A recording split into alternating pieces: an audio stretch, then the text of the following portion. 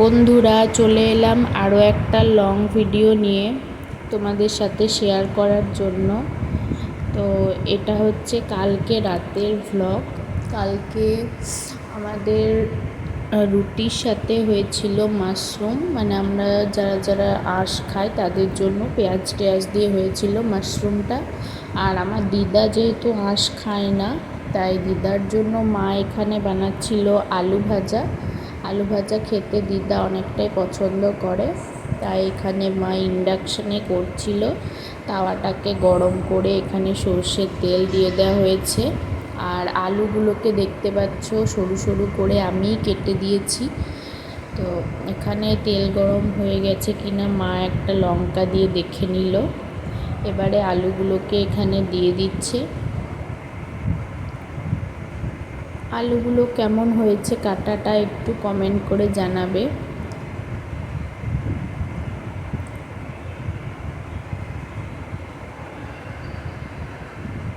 তো সব আলুগুলোকেই মা দিয়ে দিল এখানে, লঙ্কা আলু দুটোই দিয়ে দিল।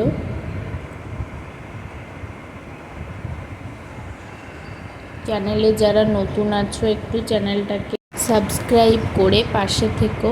ভিডিওটা ভালো লাগলে একটা লাইক একটা কমেন্ট অবশ্যই করে দিও। এখানে মা পরিমাণ মতো নুন দিয়ে দিয়েছে, দেখতেই পেলে কতটা ইউজ করা হয়েছে নুন।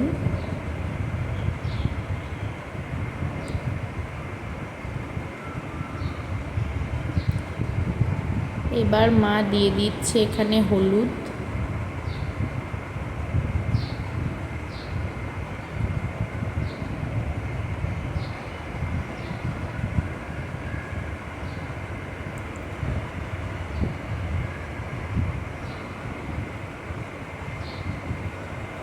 এখন একটা খুন্তির সাহায্যে মা এটাকে মিক্স করে দিচ্ছে, নুন আর হলুদটাকে আলু ভাজার সাথে। তোমরা কে কে আলু ভাজা খেতে ভালোবাসো একটু কমেন্ট করে জানিও। আর আলু ভাজার সাথে তোমরা কি খেতে পছন্দ করো, রুটি নাকি লুচি নাকি মুড়ি, একটু কমেন্ট করে জানিয়ে দিও। আমার তো রুটি দিয়েই ভালো লাগে আলু ভাজা খেতে।